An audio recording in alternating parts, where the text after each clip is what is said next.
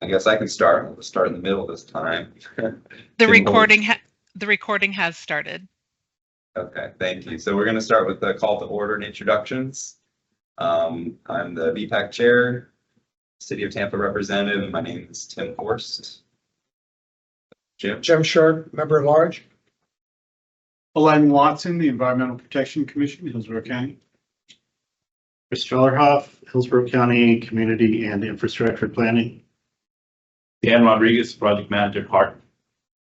Abigail Flores, Hillsborough County Engineering and Operations. Katrina Corcoran, Planning Commission Representative. Ben Gold, TPO Liaison. All right, thank you, everyone. Gail, we'll turn over to you to get everything you need to as it relates to the roll call. Sounds good. Tim Horst, Present. Jim Sharp, Present. Katrina Corcoran. I know she's here. She just said it. Christopher Fellerhoff, Here. Abigail Flores, Corporal Norris, Joel Yap, Elaine Watson. Here in person. Griffin Norris is here. Thank you. Let's see, Brent Buffington, Here, virtual. Daniel Rodriguez, Present. Frank Koffenauer, Jason Jackman, Brenton Mosher, Jason's alternate, is here virtually. thank you. Jonathan Forbes, Peter David is excused, David Aylesworth, Virtual. John Kubicki, Here, virtually. Faye Miller, and I see Frank is joining us. Give me 1 second, let him in. I see both of you have a good evening. Yes, sir. All right, let's see here. Martin Santiago, Mike Disco, Sally Thompson, I'm here. What? Repeat. Edward Great. Newsom. I did just let a couple people in, so let me move them over so people can talk. Okay. All right, David Solitti is excused, and Jacob Brunel. Yes, present. Are you in person or virtual? I am virtual. Okay, thank you. At this time, we do not have an in-person quorum. Okay, thank you. We'll let you know if we add one more, which I think is all. The traffic is awful, so maybe I've heard that today. All week. it was coming from South Texas. All right, well, with that, we can go on to our public comment section. Do we have anyone in the audience or online that would like to make a public comment? Hearing none, we can move on to our members' interests and future topic requests time. So if anyone has anything they'd like to bring up or share with the group.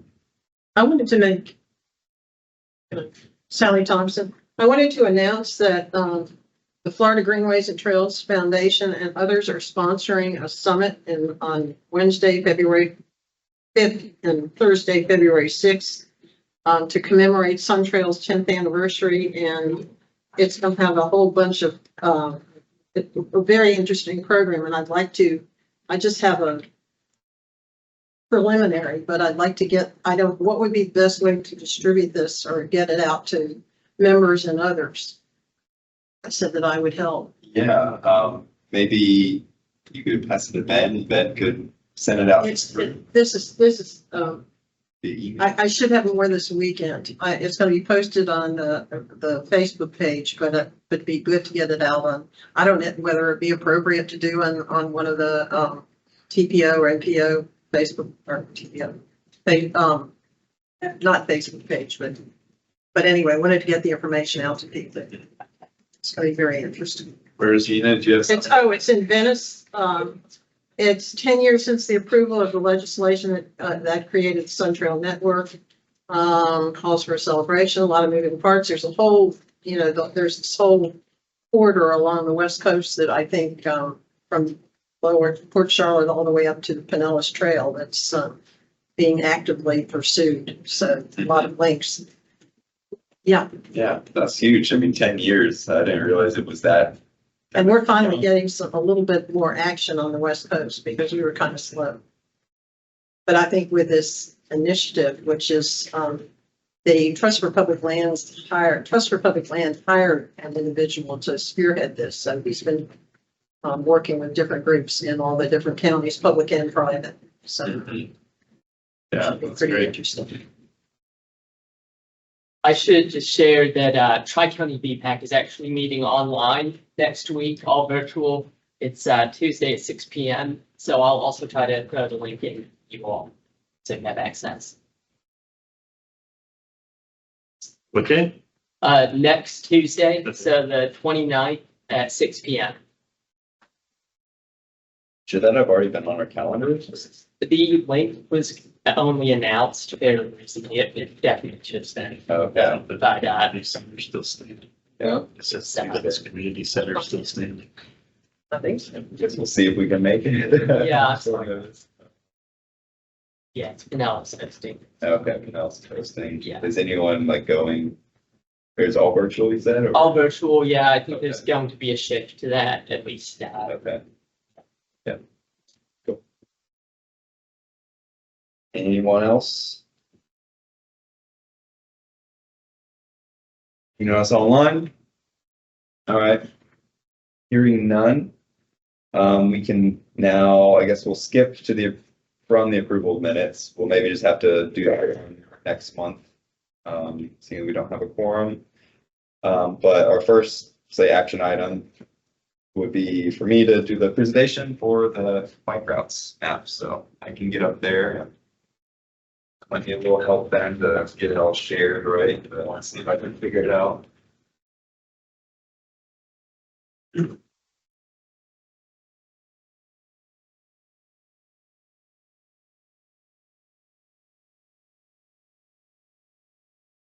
Oh, it's not.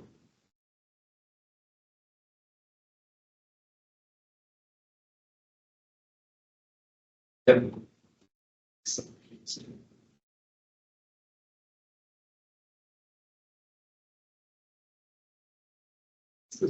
Share the screen.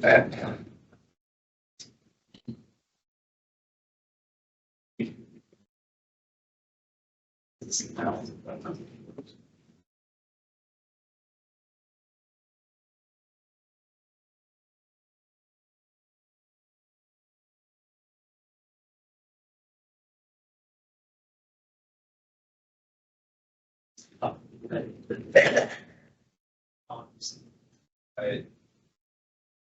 So, I mean, you guys have already seen this somewhat. I presented a couple months ago at the very end of the meeting. We had just like 10 minutes of time about it. So, really it was just, we wanted to make sure that we spent enough time about it and see if we can't come to any level of, say, agreement about, how we want to go with, expanding this countywide.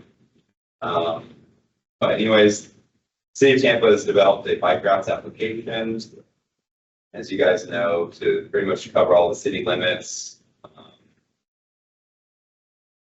And so the main thing here is that it's a map that is, get some feedback.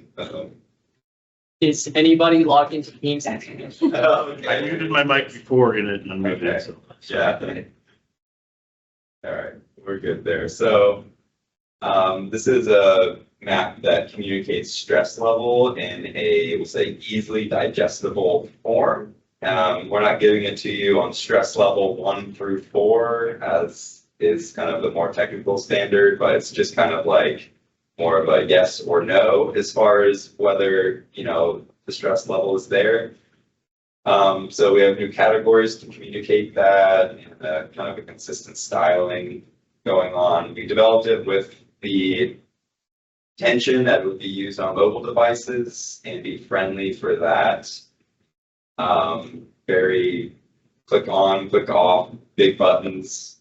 as far as turning on and off layers. And then we were mapped out as best we could and at a level we felt was appropriate, the low stress routes citywide. Just providing some recommendations on where to go, even if there's no facility out there today, even if there's nothing to kind of tell you that this is a good bike route to use. We still wanted to communicate that to the public, that this is the best that is currently existing, even if there's no signs of pavement marking to communicate that.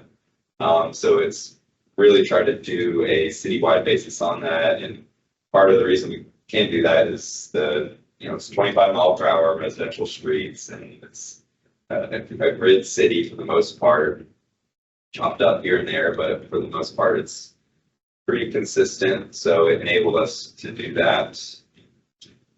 So this is just a little teaser of what it looks like.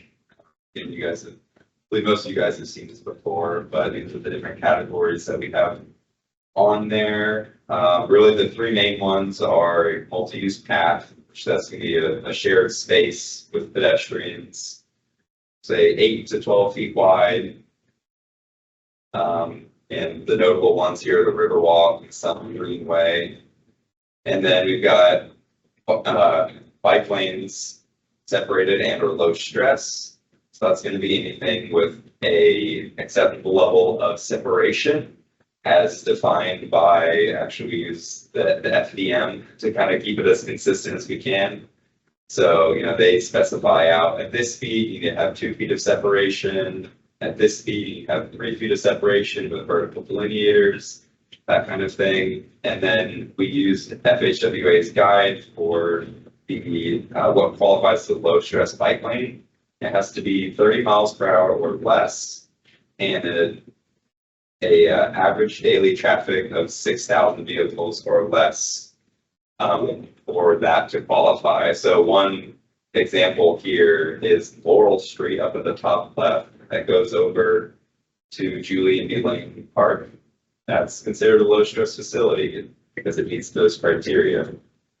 So that's kind of another important distinction. Where's Cass Street on the map? Ash Street is the big green solid line going east to west. I don't know if you can see my cursor. Yeah. Okay. Can't see the cursor. So yeah, right in there, all the way across. So that counts as the separated bike lane via the low stress category over there. As far as the other categories worth talking through, the shared roadway low stress, that's one where, there may or may not be signs of pavement markings out there. We don't really distinguish that, but we categorize it the same because functionally it has like the same stress level. So, one example here is on, Tyler Street. There actually are share lane markings on that street, but there's nothing in our legend to communicate that to you. But we felt that was, appropriate and the best route to go. Despite that, because like over here in Channelside Drive, you've got 12th Street that doesn't have anything on it, but it has the same category. It's really just to show you where is the low stress bicycle network. And then varying stress levels, we'll get to that later, but I just want to give you guys a little image of what I'm talking about as I'm talking about it. Slide. All right, a little bit about who I am. Of course, you guys know. I'm actually presenting the same presentation to the Tampa Downtown Partnership. So this is more for them than it is for you, but yeah, I've been a part of here since I think 2018, so it's pretty cool. And, this kind of answered the question of why did we undertake this effort? As far as filling you guys in, we really want to make it accessible for people to use active transportation as a legitimate travel option and transportation mode. And, we want to utilize that existing low stress network and communicate to people how to use it. Because I think obviously there's just confusion with what route do I go? you know, like how do I get from point A to point B in the most comfortable, safest way? So we've kind of done that work and kind of making those recommendations to the public. And, you know, utilizing the benefits of a grid city. But like still there's confusion in it because, for instance, if you map, you know, from here to USF or from here to, you know, the corner club over by Jim's place and like Slide 15, it's gonna route you down probably Nebraska Avenue. And that's not the most comfortable or safe route for someone on a bicycle. So, you know, we want to do this. That way we can then reach out to the Google and Apples of the world to say, hey, use these routes instead. Because, yeah, I don't really see a future for those bike lanes on Nebraska Avenue. See more of a need for transit and prioritizing space for transit there. So, moving on, we also try to make this as consistent as we could with the mayor's transportation recommendations, which she came into office. She developed along with a group, something called like the T3 document, which is like, you know, the top transportation priorities for the city. I've got a link to that there, but pretty much I actually included a list of those recommended action items in the bottom left here. You can see there's 4 of them there that has really been the mayor's priority since she came into office in the sense that these things. So just to go over them briefly, you see number 2 there is to update the citywide greenway and trails map. That's kind of exactly what this effort is. Checkbox that. You know, number 3 is that planning neighborhood greenways and trails is performed with the viable transportation option. That's a part of what we did here as well, as identifying what those routes are. There's also the MOVES transportation plan, which accomplished a lot of that. There's some overlap between that, or a lot of overlap between it. Of course, it was the basis that was used. And then develop specific performance goals for trails. So, yeah, more to do there, but I don't need to get too detailed in that. So as far as up in the top right, that bicycle design user profiles, really we want to design a network that is going to be comfortable for the interested but concerned population there. That is, you know, according to FHWA, 56% of the population. So that was really the highest priority done there. And this is how we did it. This is our reference for it. It's the FHWA preferred bikeway guide. It pretty much details what is the preferred bikeway type based off of speed and volume of vehicles per day. And we really wanted to use this because, you know, FHWA is a very, like, we're a NACDO city. We use NACDO standards, and there's, you know, NACDO criteria as far as what is a all ages and all abilities network. But we wanted to say walk before we ran, so to speak, and make sure we have a network that at least meets these criteria. As opposed to using NACDO criteria. I know that FHWA criteria would also be far more, say, agreeable to, you know, Hillsborough County. Because, yeah, you guys don't have the full NACDO standard thing. So that's how we did it. And then, again, these are the definitions that we use just in further detail. I'm going to talk these things through, but these are just the more public-facing things where you see we break it up between low stress bike network and high and moderate stress bike network. Again, everything in the low stress bike network is grouped by color, so it's green, so that we can visually kind of, okay, this is where it is, and then if you built it, you kind of have to show it, you know, so you got to show the whole thing, and it's valuable to some people out there, high stress stuff, so we have a place for that as well. Try to make it all in one app for everyone, no matter what kind of user you are. So that really includes the more talking side of my presentation. And from here, I just wanted to take us into a demo of it.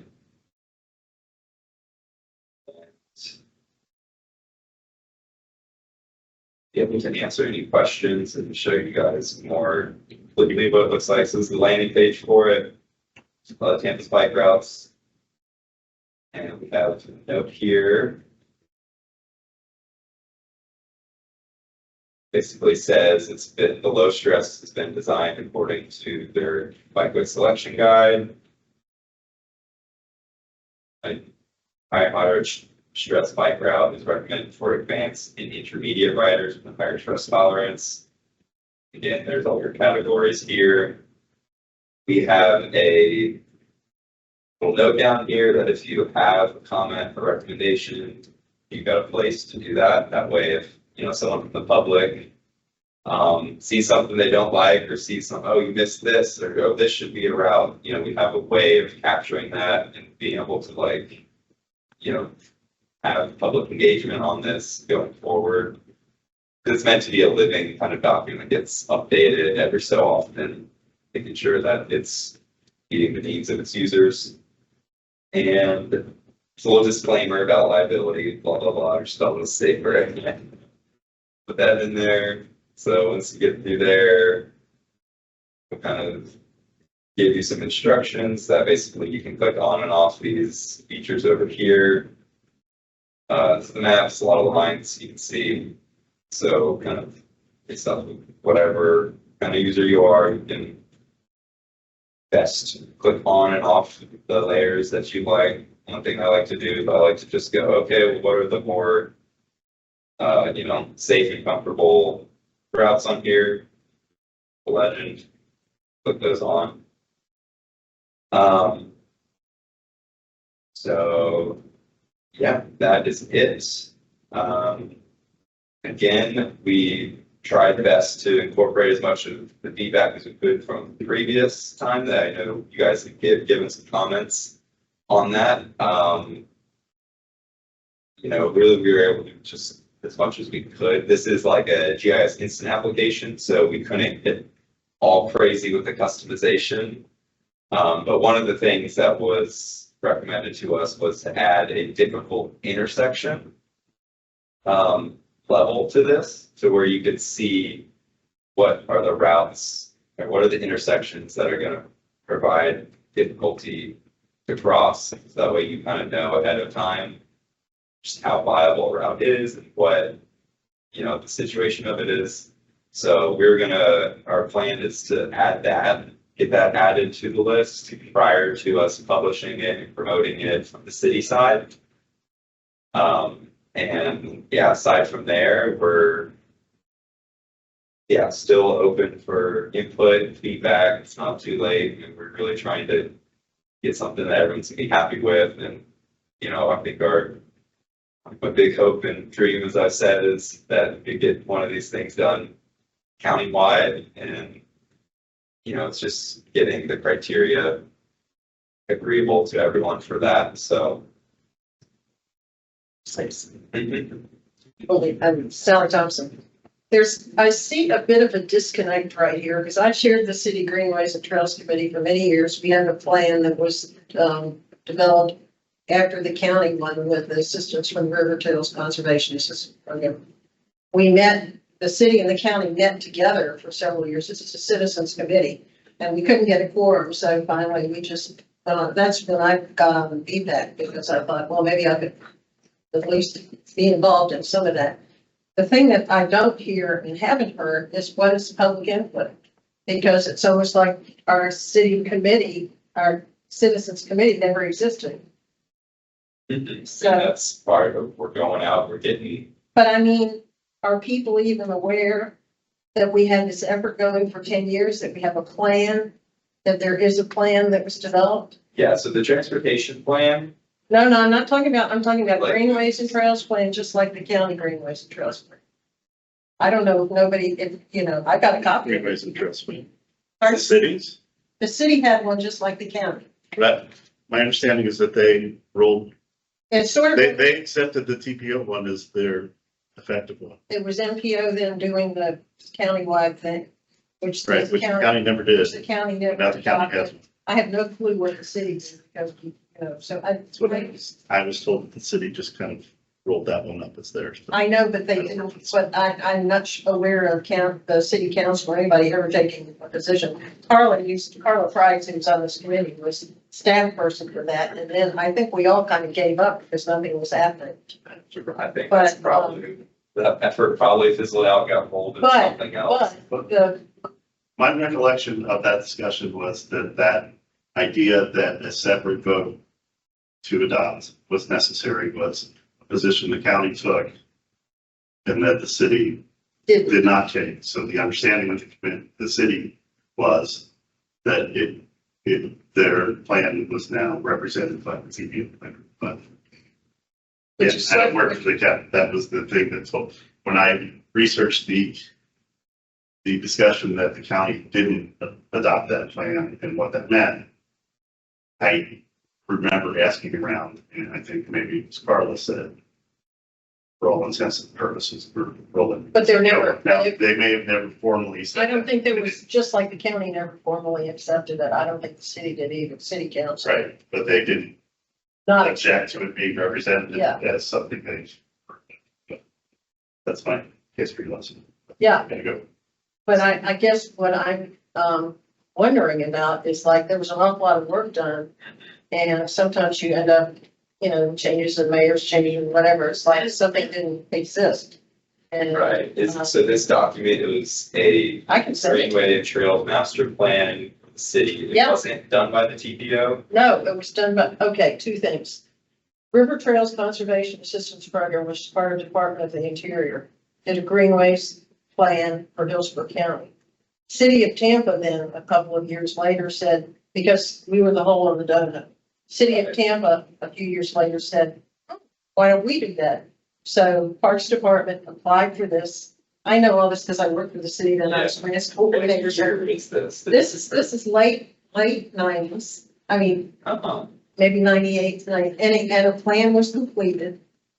And, we met on a regular basis. A lot of the people who were in the city committee were on the county committee and we couldn't get a quorum. So we met side by side, although we weren't allowed to be the same committee because the county legal said we couldn't be. So we met, we had a joint meeting and then if we had things to vote on, we separate and vote.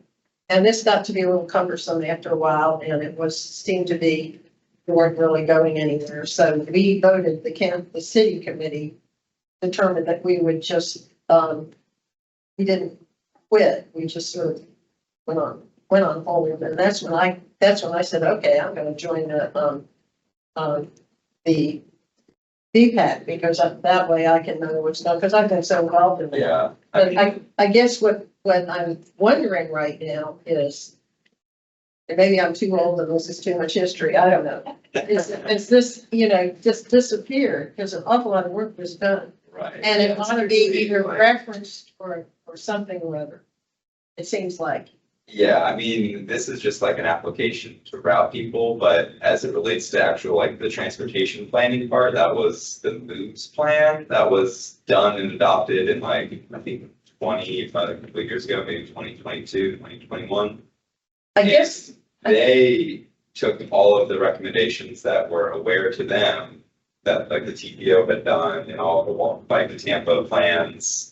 They put that in there, so. it's just when the recommended action items, it seems a little disingenuous to say you're updating a plan and nobody even knows that there was a plan. Well, this isn't like a plan. Well, if I recommended action items, it says update citywide greenways and trails maps, and integrate for city trails and greenways. So it's like, does anybody know this existed before? I'm not trying to belabor something, but it just seems like we did an awful lot of work and that ought to be at least referenced or it used to be on the city's website, but that's. Right. Yeah, I mean, as far as this stuff here, I mean. And then actually when the MPO, then MPO did the joint, city county, did the whole city county thing. For whatever reason, the county never, even though they're county commissioners on the TDO or the MPO, it was never officially adopted. So when we started working on updating the county one, and that's when Chris came in, it turned out, never been updated and whatever. And the city one hadn't been either, but I have always thought, Maybe, maybe you could send me the county plan and then we could like see where. the city plan or the county plan. The city plan. Yeah, because I mean, that to me is history. I mean, I'm not aware of it. And, any effort that was done has just since been, we'll say, swallowed up by other efforts. And the other thing too is, as I was mentioning earlier, and this whole effort along the West Coast, this whole West Coast connection from Pinellas County on that, it goes through the city of Tampa, and it's really important that the city of Tampa not be forgotten. Mhm, mhm. Yeah, I can share stuff with you. okay, yeah. Yeah, that'd be helpful. But yeah, I mean, this effort is really just like mapping. I understand, but it's just the wording kind of Mhm. is a red flag. Right, yeah. And it's also important, like, in working on, when we were doing now we're in my Hillsborough Greenways hat, Greenways, when we're working on that, it's like the city, again, is sort of the hole in the donut, and we're sort of, are going through, but are we really? So the Yeah, city. yeah, we do have a plan for that. Hmm? We do have a plan to tie it together within that system. So might not be a 12-foot wide shared path trail though, it's. Well, it just, at this point, it may just be, I don't want to say a concept, but it may just be an area this is how it's linked between Pinellas County and whatever. It's just important that not get, missed or forgotten or whatever. Yeah, and part of that is the neighborhood greenway. I mean, I got a picture of the sign there, but we redesigned the sign at the city. And before you may be familiar with something called like the shared street concept, they would kind of post these shared street signs underneath 20-mile-per-hour signs, like on Chelsea Street up in the Heights is one of them. Gray Street is another. We since kind of did a bunch of polling around. This is called the neighborhood greenway. It was a better name, and we put a lot more thought into the whole design of that sign and everything. So that's what we're decided we're going to move forward with as far as that scheme. That's going to be on 20-mile-per-hour routes throughout the city, and trying to enhance those neighborhood connections, low stress connections. So a couple other next steps for this is we've got the full crossings map. We just need to get them uploaded onto the map for people to see, and then we're gonna publish it and do more public engagement for it. That's part of what this is. And then, final last steps would be reaching out to mapping companies to, have them reprioritize their routing algorithms. And then, of course, we want to, reach out, have conversation with Chris isn't here, but Abigail yourself, as far as like what the feasibility is for this to move countywide, have the county, take our same GIS layers and model and populate it with their data. Something I want to be working towards. And then as far as building out the network and building bike lanes, we're gonna kind of like internally setting a goal of like, let's do this many miles by 2028. And we're kind of like, working towards that and have like a way to track progress as it relates to that. And one of the first, neighborhood grooming projects we're doing is 19th Street, from I-4 to the Hillsborough River. Kind of does 17th, 18th, and 19th Street. But that was one project that was included in the MOVES transportation plan that we identified would be a good kind of first project to to go after. So that's this route here. Down, whole way down to there, so. Yeah, that's what it is. Does anyone have any questions or comments for me? I think maybe someone asked this last time, or it might go into your third bullet here about reaching out to Google and Apple, but is there any thought of trying to get this to be its own like phone application or something that could be loaded onto Google Maps, or is the reprioritization kind of getting at that? Yeah, we're trying to use it like, we'd like this to get updated to them and then they would, people would interact it that way, like the way that's familiar. We don't tend to build a separate application because we know no one would use that anyway. But like, I know, for instance, Google has like a bike lanes layer where they have like bicycle friendly streets. And a lot of the bicycle friendly streets are very stressful that they have on there. So try to give the data to them. We get them to like update it for the city and reroute according to that. So That's awesome. yeah, we'll have like, a website you can go to like access the application, but not like a standalone app or anything. So that's, the intention. I had a question. So, when you mentioned you want to do improvements to bike lanes, which ones on the network are you targeting? Like, do you want to make the low stress? Do you want to make it greenways? Or do you want to make the low stress like separated? So which ones are you going to target to take them to the next level of less stress? Yeah, that's a huge,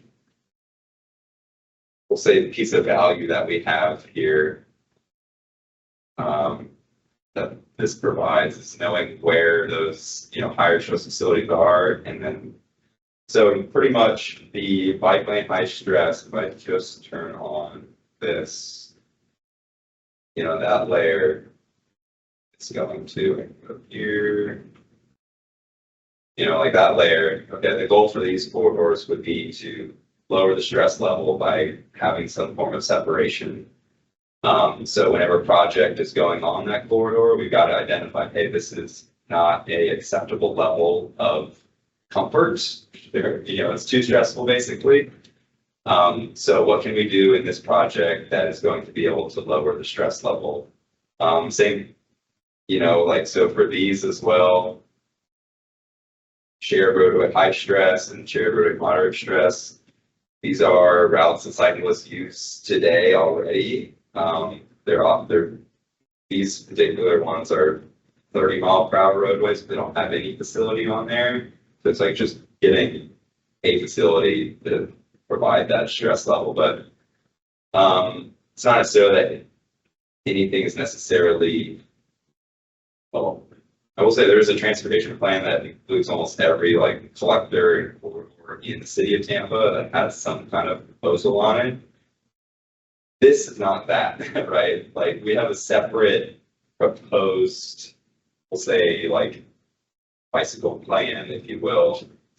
Really just a transportation plan, but in it includes that component of transportation. So that's really proposed. But generally speaking, the shared roadway low stress levels here, we show a lot, like within that layer, there's, we got projects, neighborhood greenway projects that would be proposed within that, but not everything that's shown on here would be proposed as a neighborhood greenway project. Some of it is, but not all of it. So it's not like, oh, everything on here is going to be a neighborhood greenway project. No, there's some stuff that, it's not appropriate to put a neighborhood greenway project on, but it's still a comfortable facility. For example, we'll say Franklin Street in downtown Tampa, right? We're not going to start adding speed bumps and lower, the speed limit to 20 miles per hour there, but it is, a comfortable facility for people to use, and it is used a lot. So that's one example. So I like it that when you open it up, you land on the categories and definition. But to put it in a context, I think I'd recommend you add something like the graphic that you had on your slide for user profiles. If you want to pull that back up, you can see, and that just added information to the person to say, hey, where do I fit in on this? And how do you judge what's stressful and what's not? Mm-hmm. Oh, okay, something like was in the presentation. with Yeah, the you had a percentage of the figure in the population. presentation that Yeah, showed the user profile. I thought that was good information to someone that just lands on this page or Right. says, hey, mhm, right, because that's like, is this me and where do I fall in yeah, there? where do I fall, what kind of user am I? Yeah, It presents, gives you context of this, how you define the stress in each Uh-huh. categories of stress. yeah. Yeah, I guess that's kind of left to the user to figure out. I mean, I was hoping to capture that somewhat in that like one sentence as far as like, you know, low stress is meant for all ages and all abilities, and high stress is, you know, that's valuable infrastructure for a lot of people. You know, according to this, it's, we'll say 10% of the population. But that's a lot of people still. Maybe if you add a little icon and it goes up to the Yeah. graphic, Mhm. on which on page, but Yeah, that's, I don't know if we'll be able to incorporate like an icon and graphic given the limitations of the GIS application. But yeah, I do like the idea of that. I just scratching my head as far as how to implement it. I'll talk with our GIS people, see what they can do.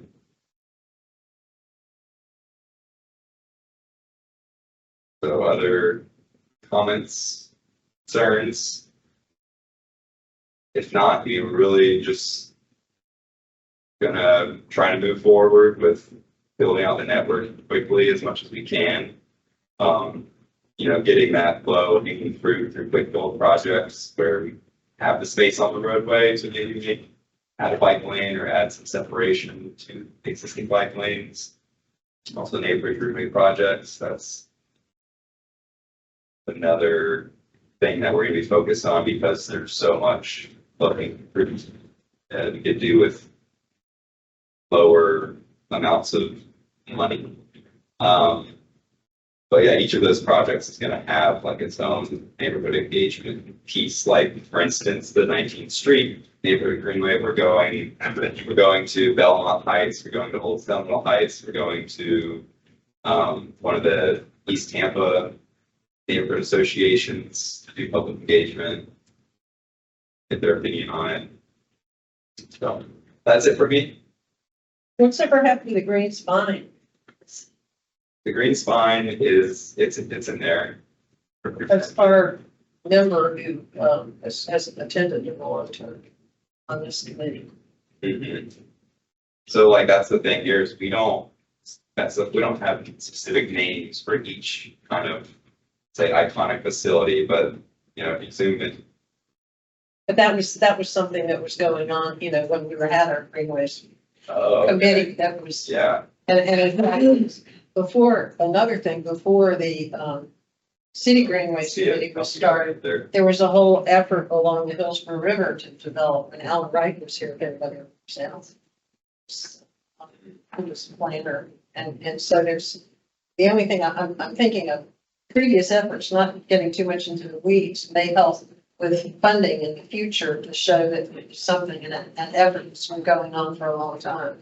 And when you plug in and connect with the county and conceivably, I don't know whether Sun Trail will even fit in over here, but you know, there are ways of leveraging stuff in this. That's what we're waiting. Yeah. Yeah, it's important how all that historical stuff. It's, yeah, sometimes it does get lost and forgotten about. So Abigail, do you think we could set up a meeting sometime next weeks or months? I mean, do you see this as just a conversation, of course, but do you see this as feasible for the county to develop something like that?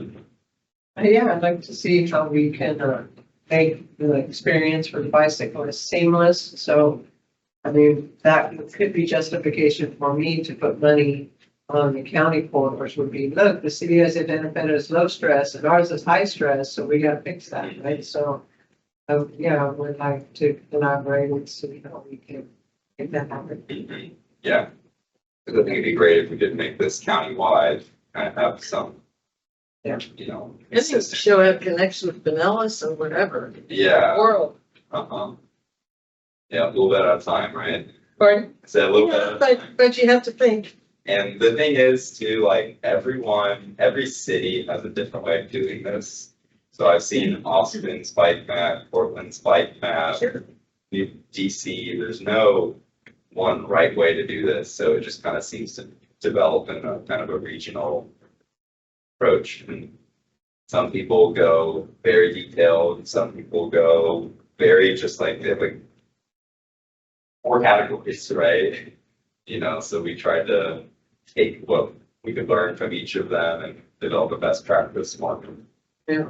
So, Well, we went through a whole, I mean, Bayshore Boulevard 40, 50 years ago had a bicycle lane, believe it or not. Because my mother used to ride bicycle all the time. She was on the BPAC way back when. oh, And somebody in Public Works then, or city legal decided that it was not safe. So they did away with the bicycle, there were signs, and they did away with them. they And, brought it back. well, that's what's so funny. When Pam Iorio was mayor, I was talking to her one time. I said, are you aware that there used to be these bicycle lanes? But, yeah, now they're coming back. Yeah. So I think what I was looking for this group is that really, you know, we're happy with these categories shown. And, you know, we feel comfortable as a group to say, yeah, let's bring this same concept countywide. Yep. And that way we can have like a whole map for the whole county. So I think that's really the consensus I was hoping to find and support us hoping to get. Sounds like we're go. So yeah, Abigail and I will kind of set something up and answer any questions. And hopefully, I know you got some GIS people over there. And the TPO can help us too. Yeah. I got GIS. Yeah. Yeah, I know you guys have a countywide bicycle facilities now. There's some. Yeah, like, oh, is it just? Oh, no, it's didn't. Oh, okay. I mean, is it on your website? Yes, I've seen that one there, but we'll say it was the one I worked on when I was an intern. It left a lot to be desired as far as the categories and connectivity of things. Supposed to be not a lot of things, for sure. Right, yeah, like, that was one where it seemed like the focus was like technical audience, so you're defining the difference between, say, a shared use path and like a side path, right? Whereas like here you'll notice we don't specify the difference between a side path, which is, you know, to the technical people, 8 feet wide versus a shared use path, which is 10 to 12 feet wide. We just call them multi-use paths, and, you know, we provide the simplified, yeah, for the public, yeah, the audience, so. But, You know, another thing that's sort of fun to hear is, now, Selman Expressway has a greenway. A couple of graduate students came in front of the city greenways committee probably 20 years ago and proposed it. really, oh, that's cool. And at that point, it's part. It exists now. I know, and we thought it was great, we recommended, but a lot of the discussion then was, well, there are these roads and there are these this, and we can't get here and there, but bit by bit. Sort of fun. Yeah, that's cool. Jim understands because he's as old as I am. Not paying any attention. Hey, Jim. Yo, sorry. So, yeah, I think it's a lot of routes and a lot of, you know, high stress and low stress, and there's kind of, we struggled to figure out what was the ones we wanted to show and the ones we didn't want to show. Like for instance, here, you know, Cypress, was it Cypress Avenue or Cypress? Cypress Street. Cypress Street. We don't show Cypress Street because there's no bicycle facility on it. It's posted at anywhere between 35 and 40 miles per hour. But according to the Strava data that we looked and helped to build this out, a lot of cyclists use it. They use it as a way to access, you know, not Candy, but Courtney Campbell Causeway Trail. But we felt like for our criteria, that's a difficult connection, and we didn't want to show a ton of these difficult No. connections just because, you know, that say 5 to 10% of people use it. So, but that was, you know, maybe we'll have a lot of people come in and look like, hey, why isn't Cypress Street on your map? It needs to be on your map. And if that's the feedback we get, then, you know, we could add it. It's just our initial approach was, say, maximizing the low stress network and communicating that to people. So. Well, I think the thing too there is strategically, you don't do it, and then people start saying, well, I want this, and then you're in a position where everybody is saying, or a lot of people are opposing it at the get-go. Yeah.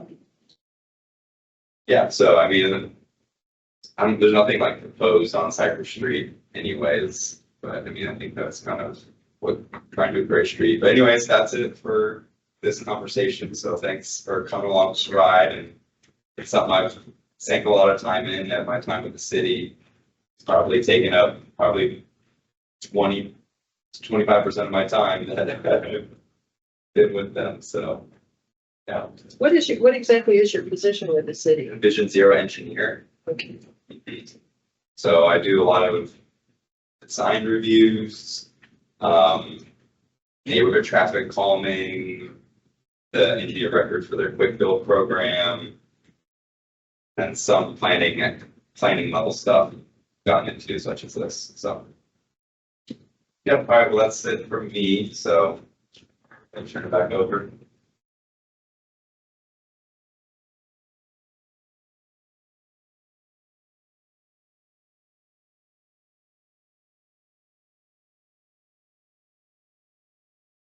All right, so next we have status report, the air quality report.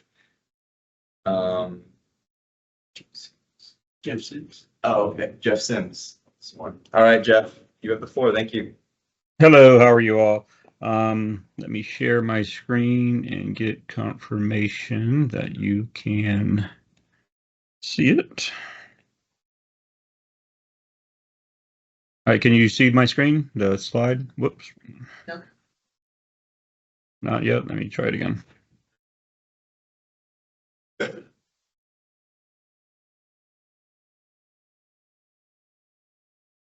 How about now? We can see Yes. it. I'm sorry, you see a full slide now? Oh, we did see it. Was it gone? I- Oh, hold on. I'm sorry. Technically challenged here.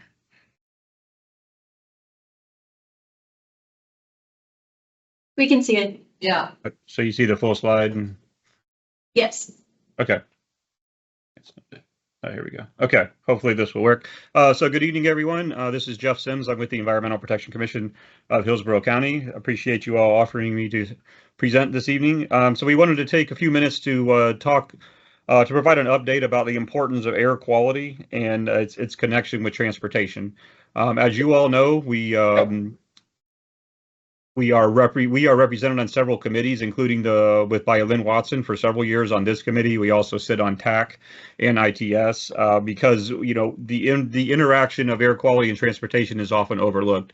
I've noticed on TAC committee that, you know, the optimization of networks and traffic flow is what seems to get all the press, but we can't forget that it does have an impact on human health. So we want to take a few minutes. We continue to meet our national health-based standards for the principal pollutants of the transportation sector, which are ozone, nitrogen dioxide, and fine particulate. The highest concentration of pollutants from most motor vehicles are measured at the EPC's Near Road Monitoring Station, which we will talk about. It's called Monroe. It's near I-275. I'll have a slide on that shortly. And it provides informative data representing the air quality in proximity to the most heavily traveled interstate section within the county. As with any potential for high air pollutant levels, EPC monitors and keeps a close watch on this daily and advises the public through emergency text, emails, and media releases should we get into unhealthy levels. All right. So briefly, I work within the air division. We have 4 divisions, but we're focused obviously on air, hence the name.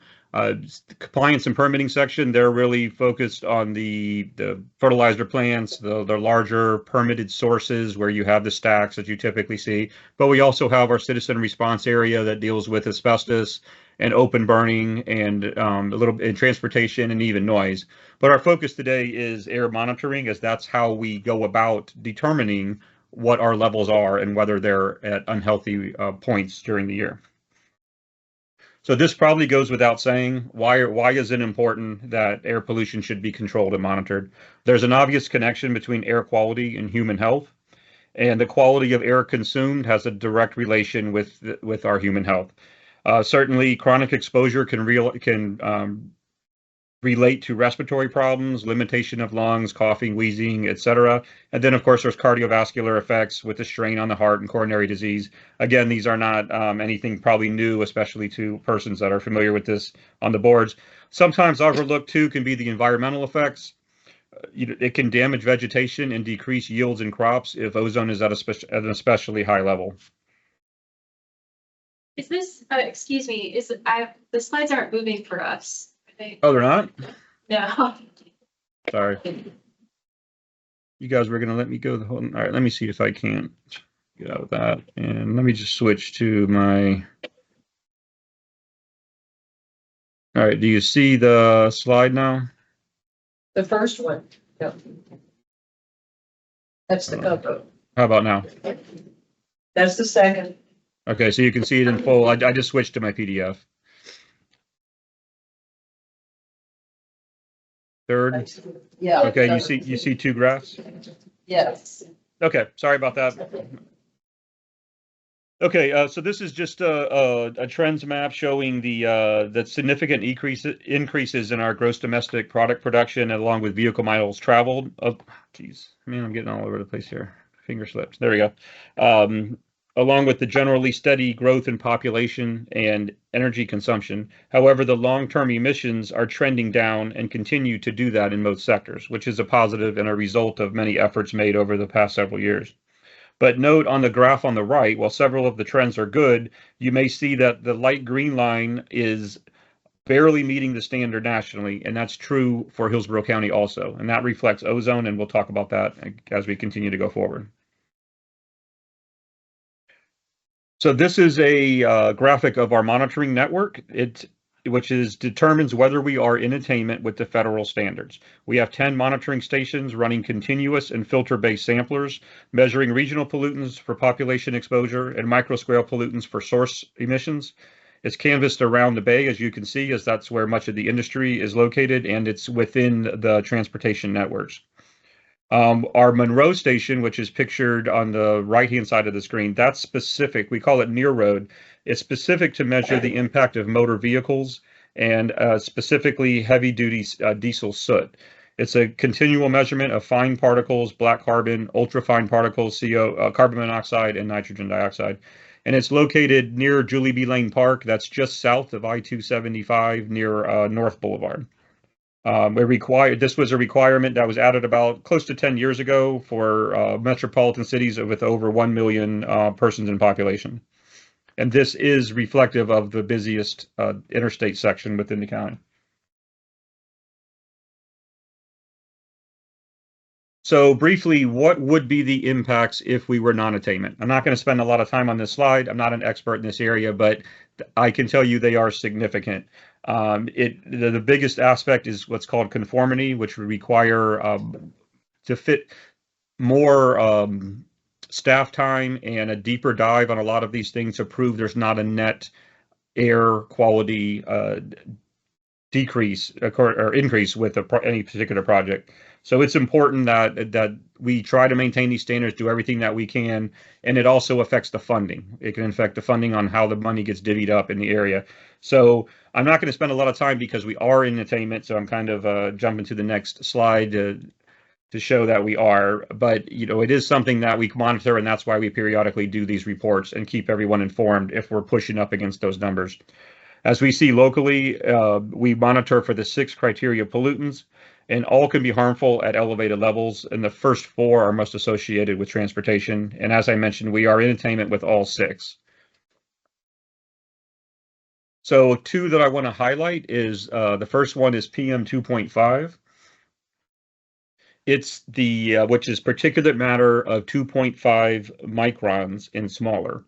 And earlier this year in May, EPA tightened the health-based air quality standards from 12 micrograms per cubic meter to 9, which threw several areas of the country out of attainment. Fortunately, not for us. For transportation, its contribution is primarily through diesel emissions, tire wear, and brake dust. PM 2.5 is a pollutant of concern, particularly to people with asthma or lung disease, and to already overburdened and vulnerable populations, including many communities of color and low-income communities. And the stronger standards should result in significant health improvements and health savings nationally. This map displays the latest values through 23 that we have for fine particulate and demonstrates that we are in compliance with the standard at this time. The other area of concern, typically that gets more highlight, is ozone. So I will start off by saying there's 2 types of ozone, the good and the bad. Most people hear about the outside stratosphere that deflects UV rays. Those are the good ones, but it's also generated at the local level. And it's actually a secondary pollutant. It's not formed by you know, a direct emission. It's a combination of nitrogen oxides, volatile organic compounds, and direct sunlight. So the sunlight is a component of the formation, and that's why we actually have seasons for this. When the winds die down, it gets drier. Typically April, May, and a little bit September are what we tend to have a bigger problem with. And the transportation used to be more of a minority contributor to this, but as regulations have improved on industry, transportation has taken a bigger role. So we will look at, here's what our latest values were. The standard is 70 parts per billion. So we've decreased a little more recently, so down to 66. So we are somewhat comfortably in attainment, but we're still rather close. Probably the most notable aspect is we are the highest in the state, and that is typical. We've noticed that trend for several years. We pretty much assess that that's likely due to the meteorological aspect, because like I said, this is formed by sunlight in combination with the pollutants. We are a bay that's somewhat protected from the sea breeze, so there's a little bit more stagnation that can occur. And that, in combination with all of the transportation elements around us, is why we believe that we tend to be a little bit higher. We, again, are in attainment, and that's the most significant matter at this time. So just some general, somewhat obvious aspects. What considerations should be done to try to improve air quality and keep it where it is? I think these are things you often talk about. The main thing is to emphasize aspects that reduce impacts of air quality, and no better committee can talk about that than the bicycle and pedestrian. Certainly no emissions is the best aspect of all, so that should be encouraged. Public transit, obviously, some alternative transportation aspects, electric vehicle infrastructure, and so forth. And that's typically what we try to do. We try to lead by example. We have our electrical vehicle fleet that's promoted for use. We also have some programs at our agency which allows staff to begin their day at a location not far from their home and unable to save that drive all the way to the office and then all the way back in some cases. That would just be kind of unnecessary emissions and use of fuel into the air.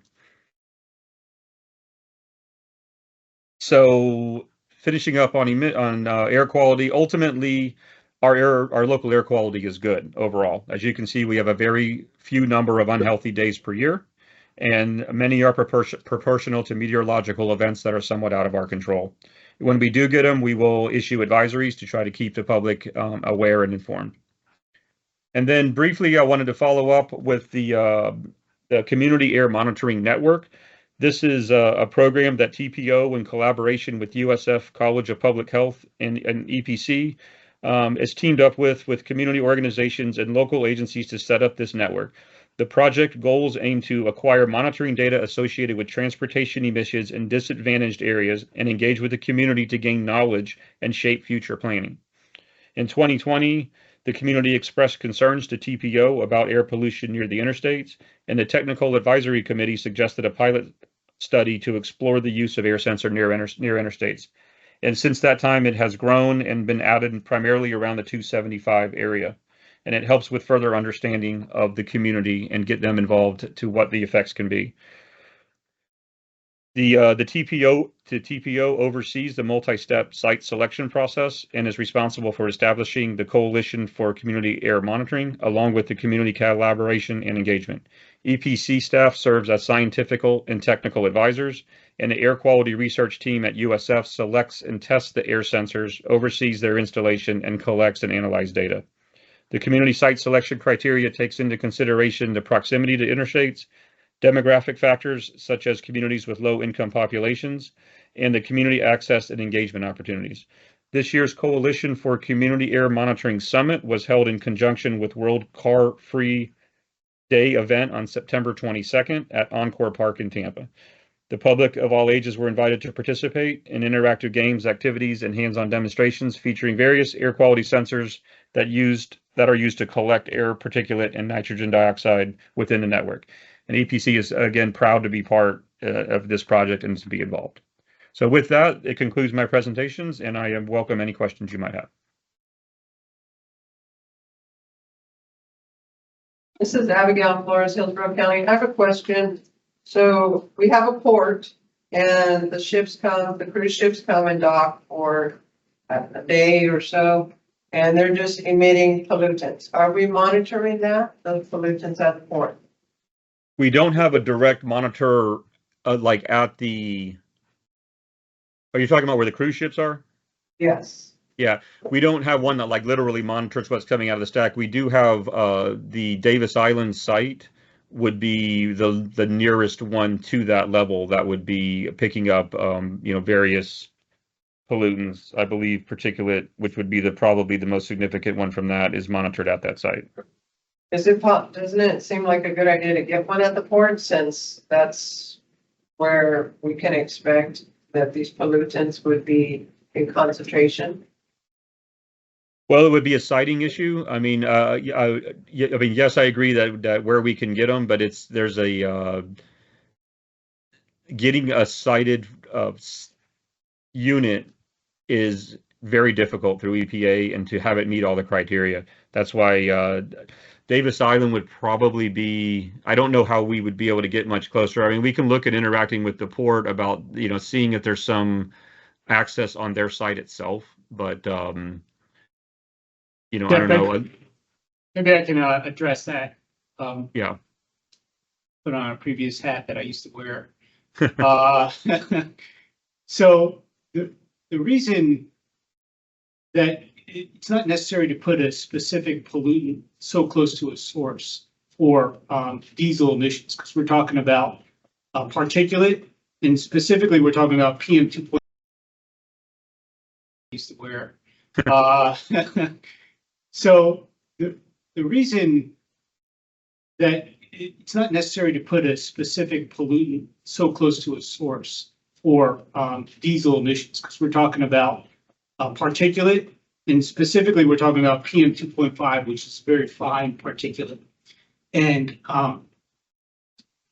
because it's so fine, the particulate is going to be dispersed and really representative of a regional area, a larger area than a finite close proximity area. That's why when you cite a particulate monitor, especially 2.5, you don't have to put it right next to a source or site. You could put it a distance away, because when you establish that site, you say, I'm putting it here because it's representative of this larger region.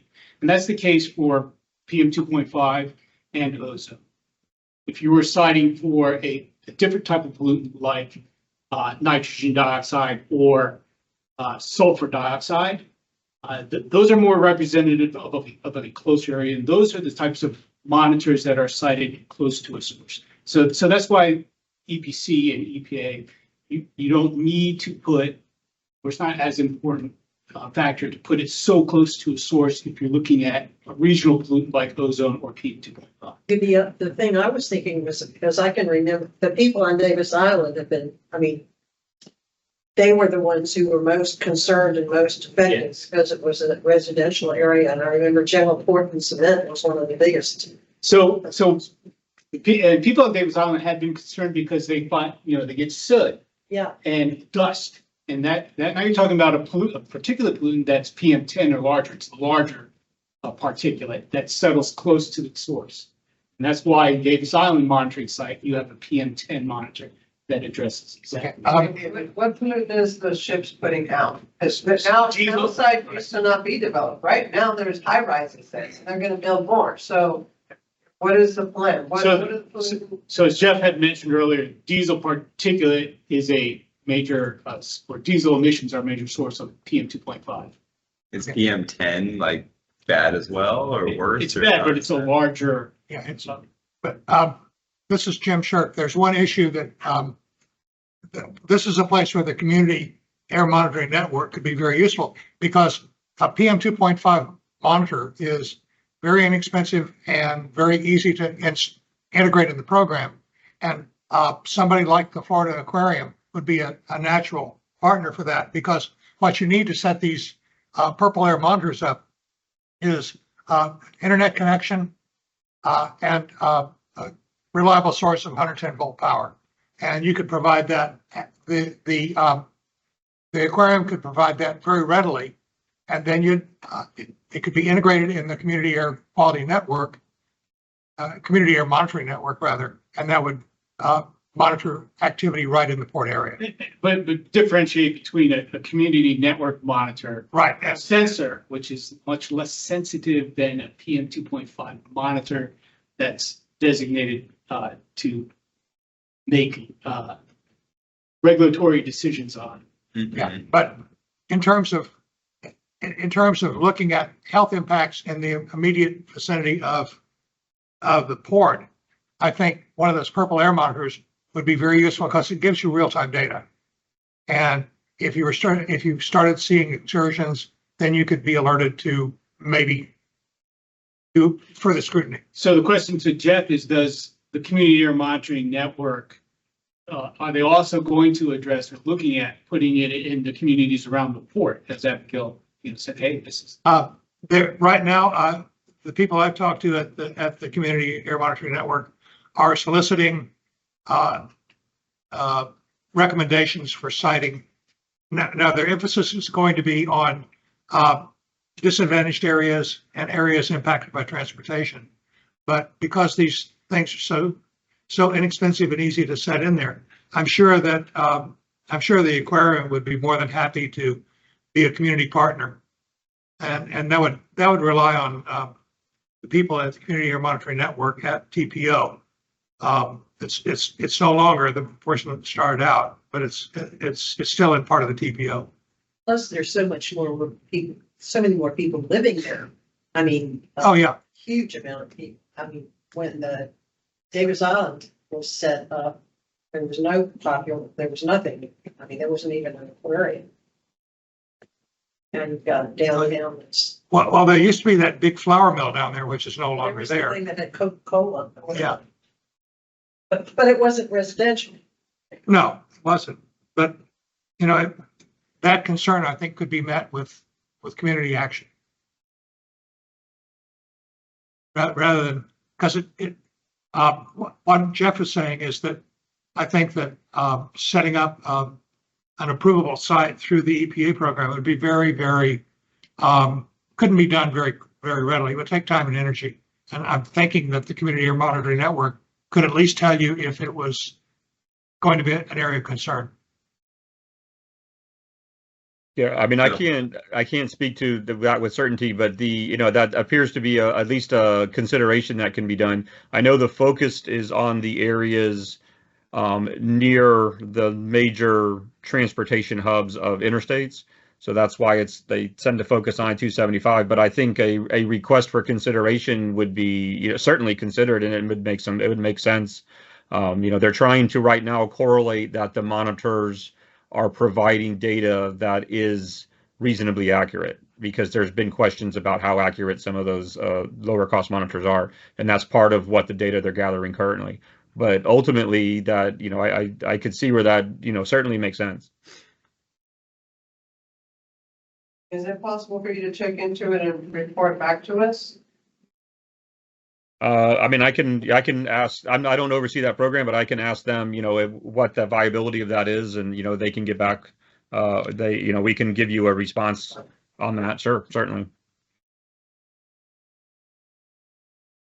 So just help me understand this. The Environmental Protection Commission is part of Hillsborough County government.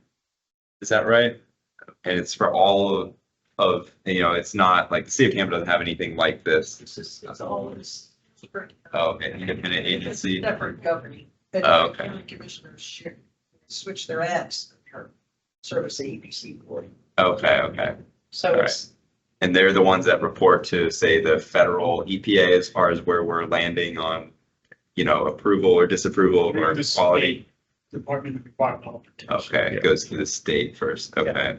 And then if we're out of compliance as far as these criteria, then it triggers something that would be what exactly? It would be. it's a violation. If I was you- gonna say, Oh, I'm sorry.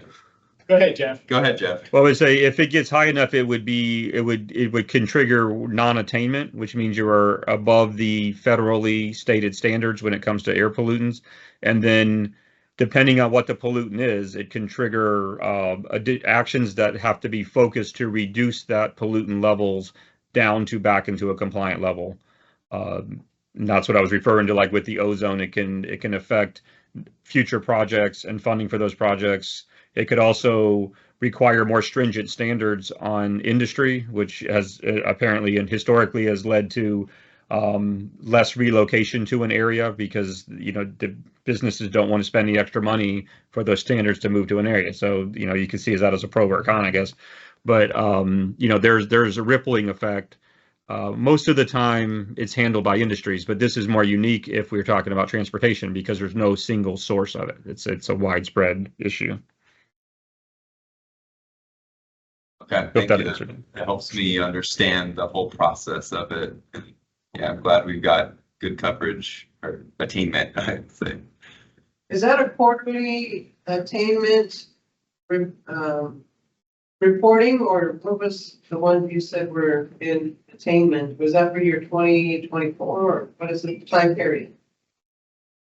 Well, it's the most recent data. We're in attainment for all pollutants through 2023 is the last published data. It goes on a 3-year averaging period.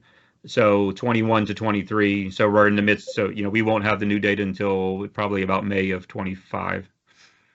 A rolling 3-year block of data. Yeah. With your team. But as of right now, just looking at the data for the year and the projections, there's no expectation that we're going to have some, and because it's a 3-year average, it's even if you spike, it can kind of be absorbed as long as your numbers have been low, year to year. So right now we don't expect any jump. We're, at least in the near term, it seemed to be in good shape. I guess I had one more question about the PM10. So you said PM 2.5 was widely dispersed, and whether you're, say, 100 yards from a freeway versus a mile from a freeway, it's not really going to differ too much. Is that what you said? But the same thing is not true when it comes to PM10. PM10 is more like close to the freeway or close to the port. No, I don't want to say, yeah, it's similar to PM 2.5, but it is a larger particle, so it's going to settle out. Okay. Does it have like the same health risk or not as much of a health risk? not as bad as PM 2.5 because your bodily filters will Yeah, capture it before it gets deep into your lungs, like 2.5 will get all the way to your into your bloodstream. So okay. Yeah, two point five it's sort of analogous to microplastics. It really penetrates everything and, but 2.5 can get into your bloodstream through Okay. respiratory, Yeah. and it's just not fun. Okay, because my experience with PM10 was I lived on a house right adjacent to 275, and I would go and sweep the porch, and I'd get this black fine powder that would be swept away, and come to find out that's PM10, and yeah, a very worrying kind of experience as you're living. yeah, actually, if you can see it, it's larger, much larger than PM. Oh, really? Okay. Because you still can breathe Yeah, that. you might have been seeing a lot of rubber dust from tires. Oh, I guess that can be the form of PM10, 2.5 as well, or I guess No, the rubber, I mean, the stuff we're talking about that's hundreds of microns, Right, very. so you can see it. Oh, okay. So the PM10, I think the PM 2.5, you can't see. 2.5 as a product of combustion and PM and of course in dust like that. So tire dust. Inspiration from tires. Okay, but it's not necessarily a health risk as it relates to lung damage. Not as much. Okay. I say it's not a health risk. More of an irritant. Yeah. That's more of a self-cleaning thing, because if you're not a cigarette smoker, your lungs have an ability to clean out larger particulates. Oh, okay. Which is one of the reasons that cigarette smoking is really adverse if you work in asbestos or other industries like that. So, I mean, I've had relatives that, checked out a few short of their free-score intent because of that. Yeah. All right, well, thanks. That's all my questions. I feel like I learned a lot, so I appreciate it. So, thank you, Jeff. All right, great. Well, thanks for having me. Okay, and now Abigail. Up the floor, talking to us from Hillsborough County, of course, about the Safe Streets and Roads for All planning grant. It's Side note, I'm the Sierra Club liaison to NAACP for air quality. Oh, really? Yeah, it seemed like you do a lot of that. This is because I'm working with I've actually installed this PM 2.5. Oh, the community monitors, yeah. Yeah, we did. Sierra Club put one in at Victory AME Church down in Progress Village. So they can monitor it all. Mhm. Okay. So should that go over in Hillsborough County? Yeah. Yeah. Is there a disadvantaged So- community? Cost of Say Good it. evening, everyone. Pleasure to be with you guys. Again, BPAC, friendliest pack I know. My people. Yeah, so I wanted to talk to you tonight about the Hillsborough County demonstration grant. We got awarded this 2023, and this grant is so that we can demonstrate treatments on the street. I want to get more into that.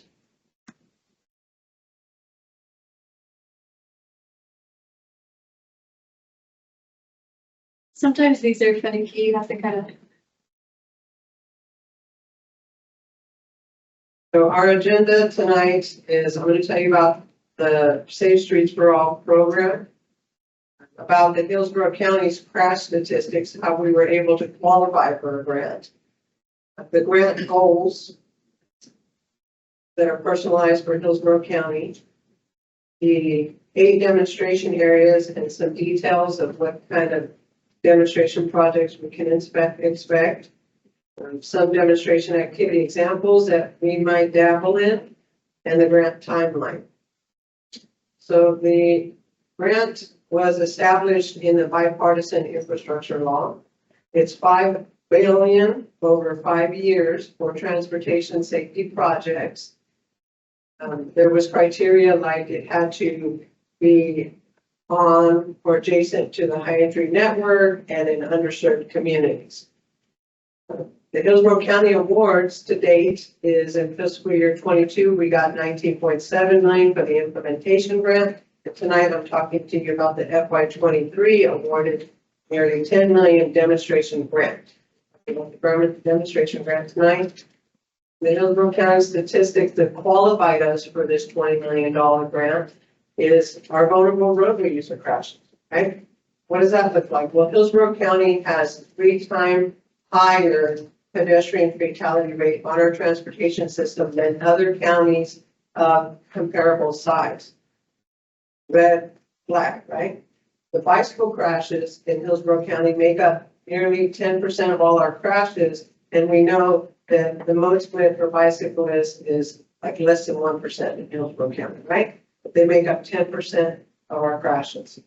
The other thing that we were able to qualify because of this grant is our unsignalized intersections make up 1 out of every 4 crashes in Hillsborough County occur at unsignalized intersections. And these locations, unsignalized intersections, make up more than half of our fatal and severe crashes. Okay. The other thing is vulnerable roadway user exposure. So not only do we have the crashes occurring, well, it's because of the exposure where we have students walking within a 2-mile school radius because they eliminated the school buses, right? We've all seen on the news how the mothers are fighting for busing because their students have to walk on the grass near traffic that's moving at a high rate of speed. And the other thing is we have 6% transit dependent population in Hillsborough County, and nearly 40% of our county is underserved population. Here's our grant goals. So with this money, we want to increase vulnerable roadway user safety and access to schools, to bicycling, to transit, and to destinations. We will use these demonstration areas to inform our Vision Zero plan update. We want to allow the public to experience new safety treatments that they haven't seen before. We want to lower driver speeds, increase roadway user compliance, right? So we want the peds to cross at the designated area, and we want the drivers to yield to the peds, that kind of compliance. We want to increase walking and biking with these treatments, and we want to study them to see, are they the appropriate design, and or how do we need to tailor them to Hillsborough County roadway users and geometry of the roadway. We want to provide needed infrastructure in underserved communities. So you see how we tie in our statistics with our goals. So we know where we're deficient and we need to improve. So we have 8 areas in our demonstration grant, and that they incorporate over 24 projects, easy, right?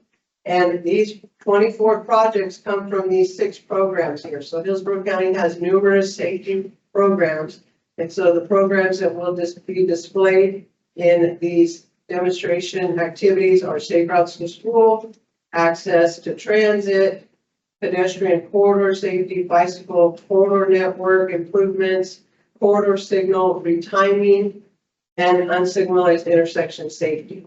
Again, we're targeting those statistics that I shared. These projects will improve roadway user safety and access.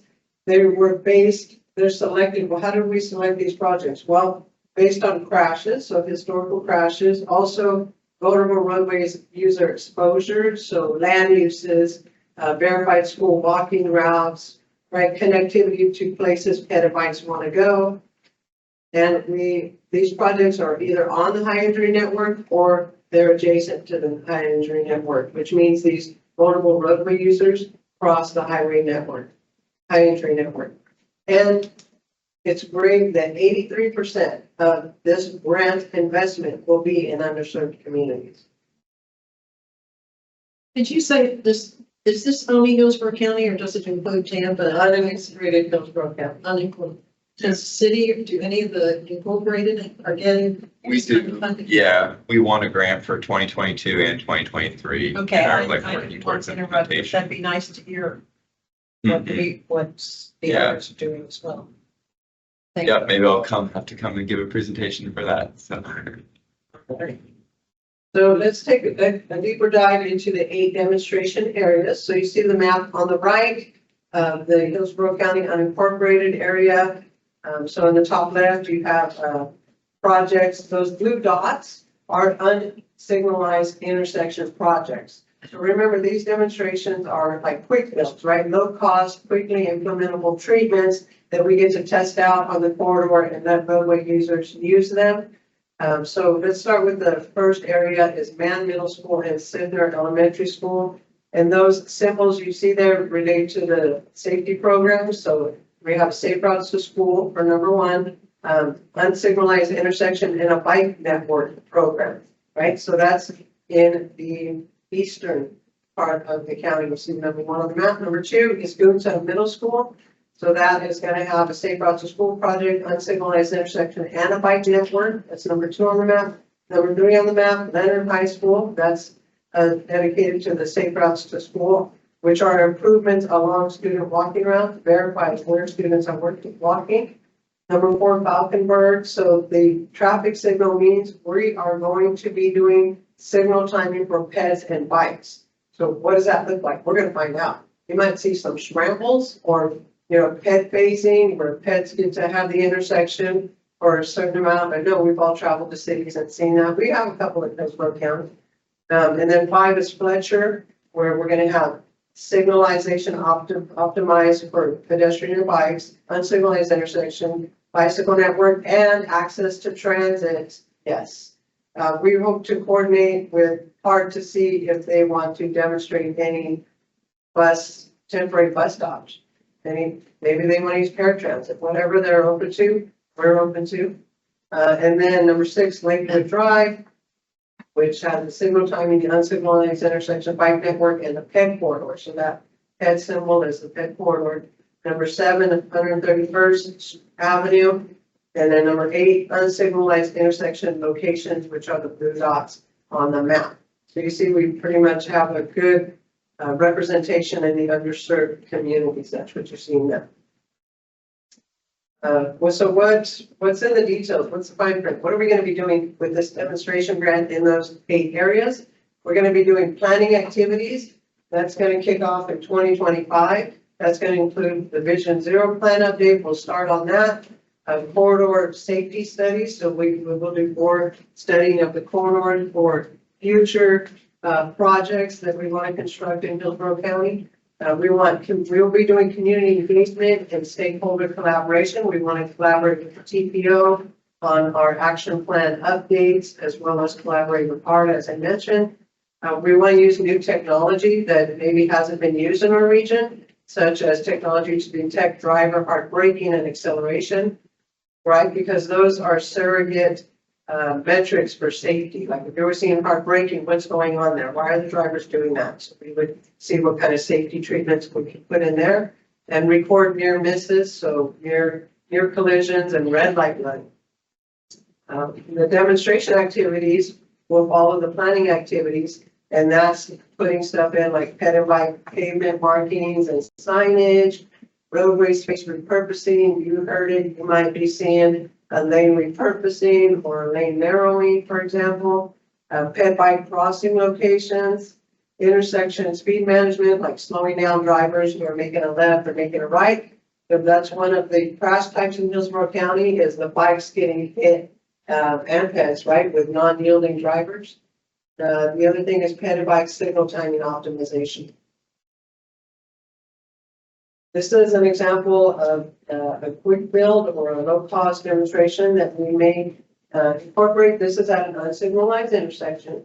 So what we have is here the delineators. Those are the dots. Those are the plastic yellow delineators that you see. That's to guide drivers to where we need them to be so they're not crashing into other drivers, right?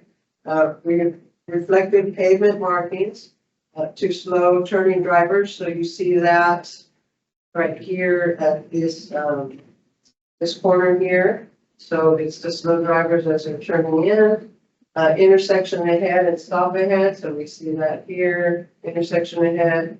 and then stop ahead here. And then green bicycle paint, yes, right there. And high visibility crosswalks. So this would be an example of a project that Hillsborough County would deliver. These are example demonstration activities. So we like head refuge in Hillsborough County. We like head refuge like on the left. And then you see, we'll go on the top row from left to right, you see those yellow delineators. That's what I was talking about, slowing left turn drivers, right? And then the traffic circle, which is green there, and pet counters. You get those in there to see before and after counts. The bottom left, you see the signal timing optimization, or like bikes, for example, on the bike corridor, or maybe for the buses, right? And then we have the gateway treatment with the paddles in the roadway. And then the delineators on the corner again to slow drivers and to also shorten the crossing distance so pets aren't in the road for long periods of time, decreases exposure, and temporary driver feedback signs. So the timeline for this, we want to start it next year after we get the agreement with FHWA, and it's to be completed in 2028. It's supposed to be a 3-year turnaround, right, for 8 areas and 24 plus projects. So I'm already late here, so I'm talking to you guys. We need to get started. Thank you. Any questions? Yes, Chair. In the initial planning, was any consideration given to eliminating right on red?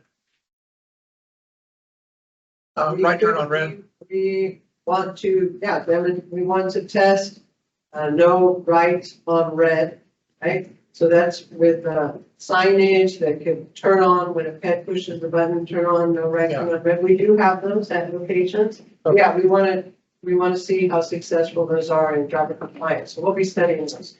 Okay, because for example, New York City has classically never allowed right turns on red. And it was quite a culture shock when I moved there. But I think it's proven to be really kind of very dangerous for pedestrians because people will come up, they forget stopping. They'll just, slow down enough to make the turn. And if there's if there's a pedestrian in the crosswalk, it's goodbye.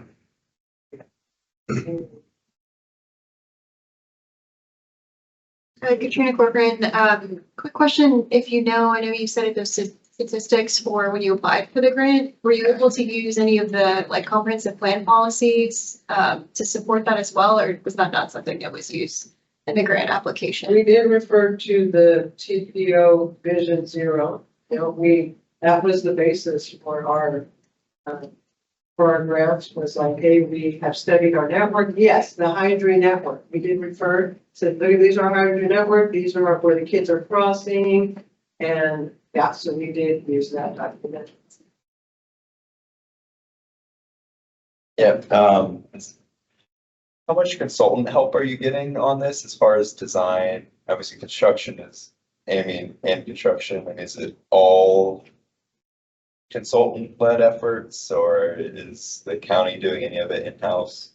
I'm just curious, kind of comparing it to Tampa. Tampa's is, we're largely doing consultant design, and yeah, it'll be construction as well. So yeah, so we have studied these areas, right? So we've already had a consultant team study these areas, and we will now use a consultant team to say, okay, we have these 3 projects, for example, Mantle, Sivner, Elementary number 1.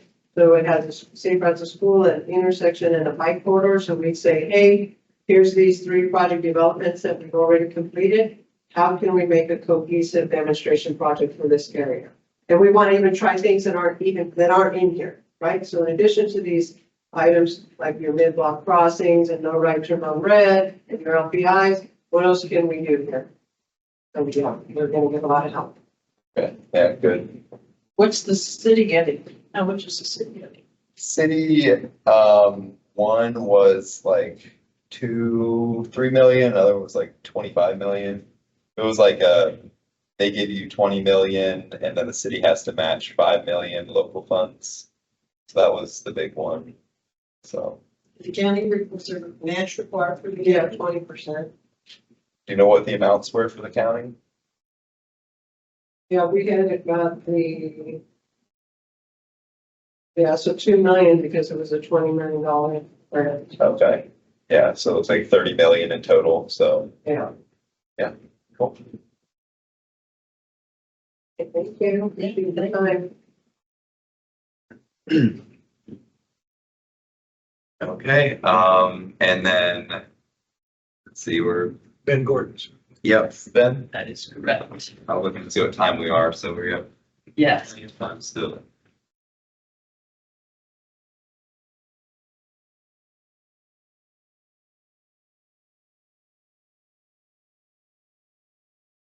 Well, Tim, this was your idea originally, so we'll credit where it's due. But, For better and worse. yes. But I have been just going through our past meetings to answer a few different requests that you made, and in particular about sort of the geographic focus of BPAC, right? Where our members come from and what we've been talking about. And let me pull up my summary because I'm already coming up blank. And this was a very informal.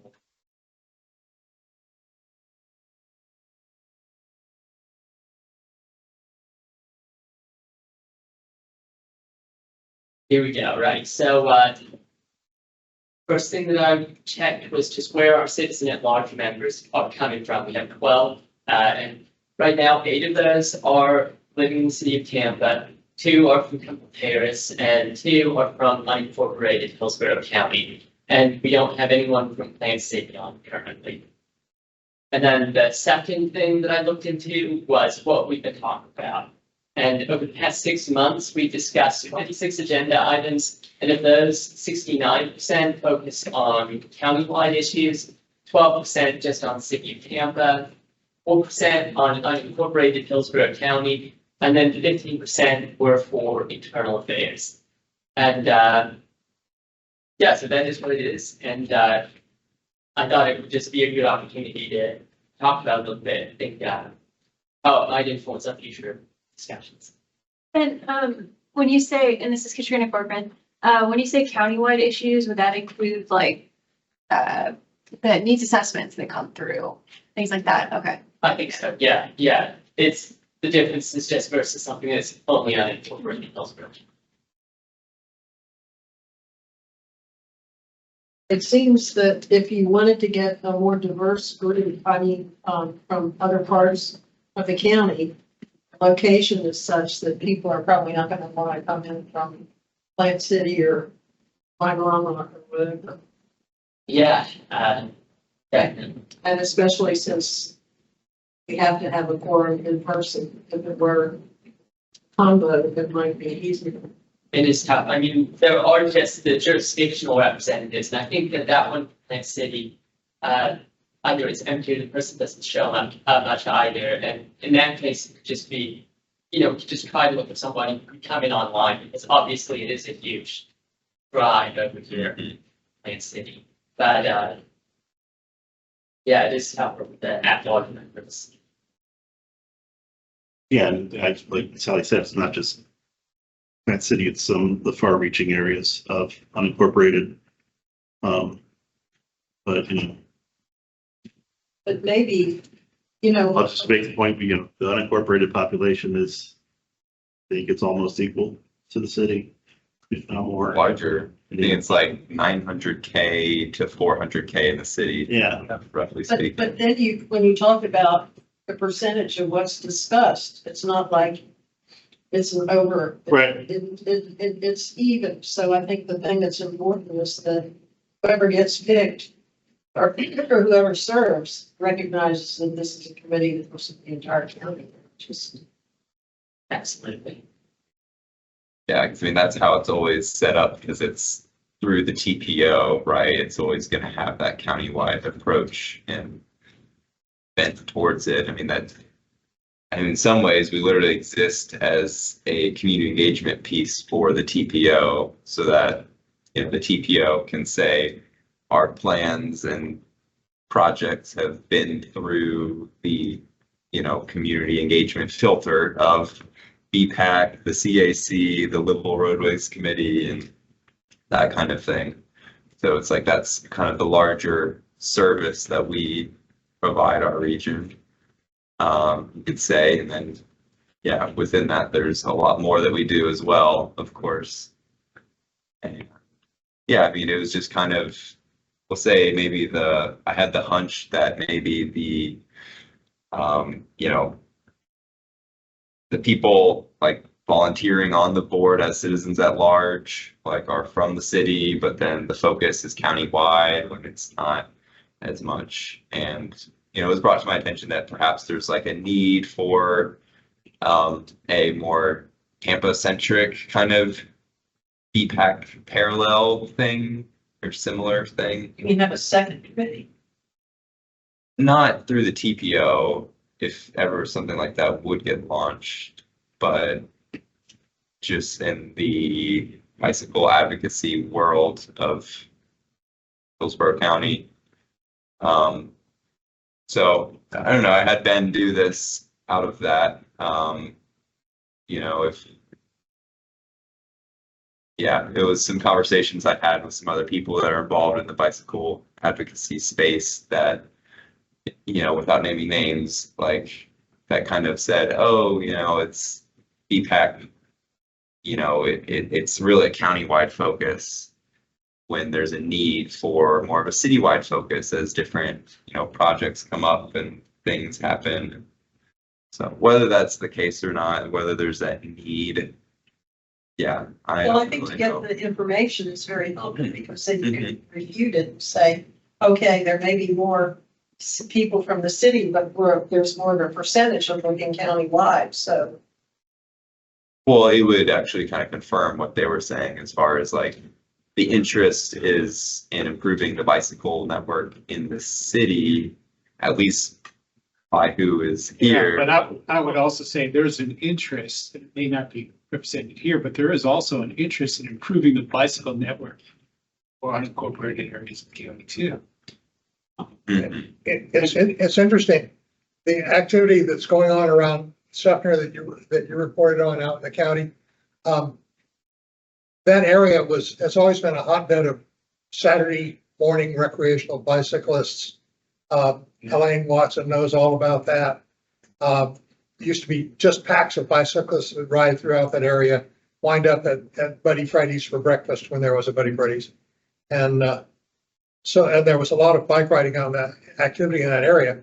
And, you know, I was on the BPAC when we were doing that. We weren't, you know, we were focusing on the quality of life and the quality of bicycle in that area quite heavily because that was, you know, that was where we rode.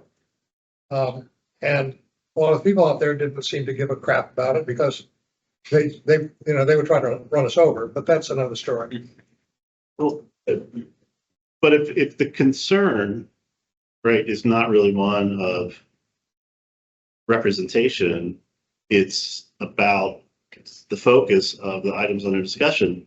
I mean, most, you know, TPO long-term projects come through here as kind of a matter of course. I don't know if those count as your internal affairs or a county-wide thing, but I mean, I imagine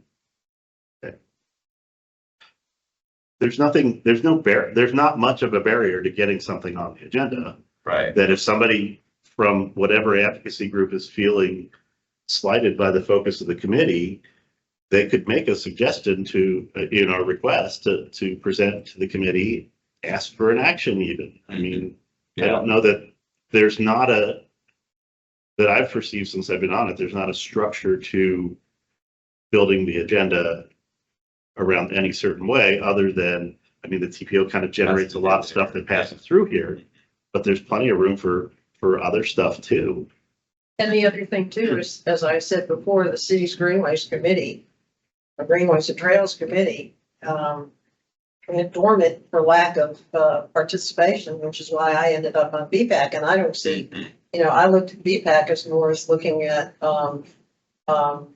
trails, active bicycle trails and whatever within the city, because when you're looking at the entire county, with Greenways and Trails, a lot of that are corridors and more rural type things, and there's not that much within the city.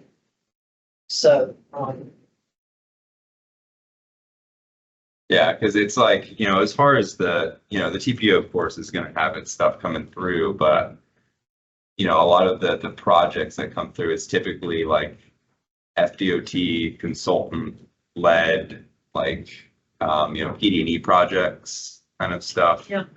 It's kind of an observation of my own agency of the city of Tampa. Like, how many times has the city of Tampa come here and said, hey, we've got this project, we're looking for your input or for your support on it, blah, blah, blah. I think, just, I can recall maybe one time Cal Hardy came and presented on Columbus, on that, Columbus Street from, I think, Nebraska to like 15th Street, but like that was it. And that's kind of We've had lots of presentations about the scooter program, it seems. Oh, yeah, we do like that one. Scooters in the river. Yeah.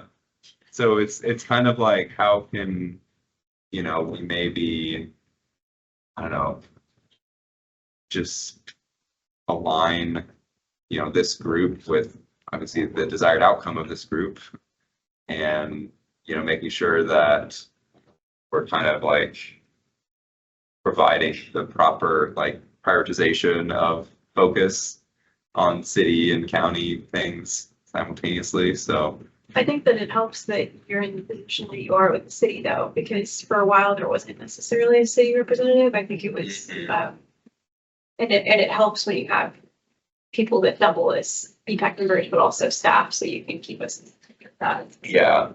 So I think I could certainly do that in a kind of informal way of letting you guys know what the city is working on. I mean, as far as whether it warrants an agenda item or anything. It might be as simple as kind of, I don't know how all your departments are nested and, who else might be doing it besides you, but, just sending out a reminder that we're here and an invitation to, use us as a form of public input. Well, nobody's And that's why the FDOT guys come here. I don't think we require it of them. I don't think the TPO generally requires it of them.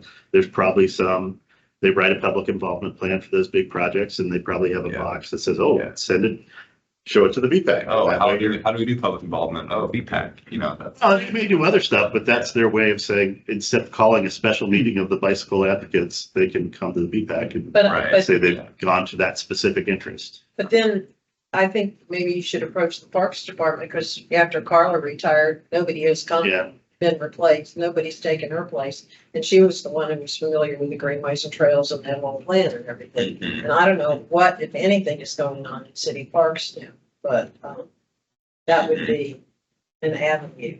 Yeah, I'm thinking like, I could potentially like every month just provide an update as far as what the city is working on and provide updates to that effect. So like staff wise, we have a meeting once a month where all of the project managers, anyone who's overseeing a project, pretty much, has a PowerPoint slide for that project, details like what's the current status of it, what's going on with it, anything.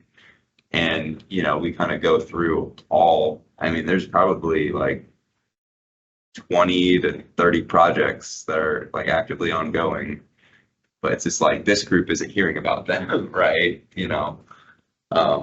So I think that's a potential opportunity area. I could maybe talk to my manager about the feasibility of doing that, just so that way, we're kind of informed, and if there is a project of controversy that requires, say, further input or support, that we're kind of, can be that voice, be like, okay, no, we do want a bike right here. We do want this street prioritized for people walking and biking, that kind of stuff, because, oftentimes political decisions get made, and, it's often whoever's in the room at that time sharing their voice is the people and the side that wins. So, as it relates to effective advocacy for people walking and biking, I think that's one way we could step up our game in the city. I think that's, say, kind of my takeaway from this conversation is that, there's probably a space for additional, input, collaboration, just, But can you get somebody from Parks and Recreation? Because you're really talking mostly public works type engineering. right, I guess it's like, what are those projects that we'd be interested in? What groups do we want to come? Like, is it just like transportation related projects? I mean, there's certainly everything that Parks and Rec is going on, but I don't think our focus has been that broad in this group. But we did have representation, so. Oh, from Parks and Rec? Yes, here? from Carla Price. Oh, okay, and there's no long, She retired and she hasn't been replaced. So okay, that's my question. right. Yeah, I mean, I guess I'd leave that to Ben as far as reaching out and filling the slots that need to be filled on our committee here, so. Yep. Do you want to put an agenda item that's like county update, city update? I think that would be, yeah, I think can just have that as like a rolling kind of agenda item. Would that be under new business? Yeah. What do you think? I think that could be a positive takeaway from I here. try to do something like that when I'm setting up the Greenways Committee as I go to we've got all these non-voting members who are representing various departments or agencies. And I said, a couple weeks before the meeting, we only meet quarterly when we can even do that. So I'm not trying to create too much more work for Ben here, but I mean, I just send out an email saying, hey, our meeting's coming up. Is there anything you want to share?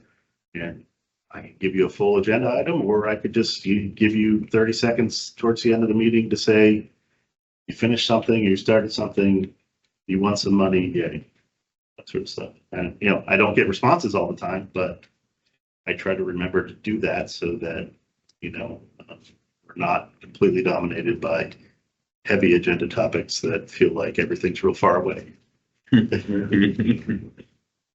Yeah, I think that would be great, because I could certainly see about doing that on behalf of the city as far as it relating and giving you updates on all the active transportation projects that we have. That way, if there's more interest in one topic or the other, then we can kind of go down that path some. But at least you guys know what's going on, because. Well, the other thing too is, as Chris was saying before, and I was mentioning the city's Greenways and Trails plan, the fact that the TPO came up with a plan was 2016, 2017, which includes the city as the whole, there's a connection there. So, Yeah, I mean, I don't know that there was anything official, but I think I was talking it through with Carla when I was people were asking me what the relationship of the county to the TPO plan was, and kind of that position. Well, it was never adopted, was taken by the county. And that was further reason why we needed a new one, but that, that wasn't, taking effect on us. When I talked to various representatives from the city, I kind of got the feeling that, that county trails committee in some ways decided to let BPAC be the thing that deals with that, which doesn't feel like that's happening. But it was kind of like, well, the TPO is kind of handling that trails stuff for the city now. but there still were corners that could go. Yeah. So those, it hasn't been focused on. Right. And I mean, I'm under pretty clear direction that the Greenways and Trails Committee is for the unincorporated area, primarily. And, we coordinate with the cities and stuff like that, but it's, that's the focus. A statewide plan, if you miss Tampa. Yeah, no, but I don't know where that kind of intensive city focus on trails is happening in a. I think everybody's sort of retired and forgotten. So but I don't think it's that big. It has to be that big of an issue. It's just to bring it back up. A 2016 plan is going to be 9 years old. So. Well, the one that we updated was 30 years I know. old. So. It's already 6 months old. So what do we think about adding, say, updates from City of Tampa and Hillsborough County, just as like items under old business and new business, and any time that's left over in the meeting, kind of up until the 2 hour mark, we can just kind of fill it with that. Chris, Natalie, are you willing to I mean, Sure. just, it can be an informal, it doesn't have to be a PowerPoint presentation, but I mean, I'm gonna probably have a PowerPoint presentation from that monthly meeting, if I can get approval for that. So I think some of it's just a matter of digging in and figuring out, is everything just kind of on hold or what's happening? Because some of the trails, go through, I mean, there are a couple that go through ELAP plans in the city, which people may not even realize exist anymore. yeah. Because, yeah, all right, well, I think that's enough. Yeah. For this conversation, so I think we've got, I think I've kind of found a path forward to try to bring those things a little bit more into balance and to, we'll say, give the city's, share larger than 12% here. So, all right, well, with that, I'm good to adjourn the meeting, so we can go ahead and call it. Thanks everyone for staying. Do we all have to go like as a group to security? appreciate it. Okay.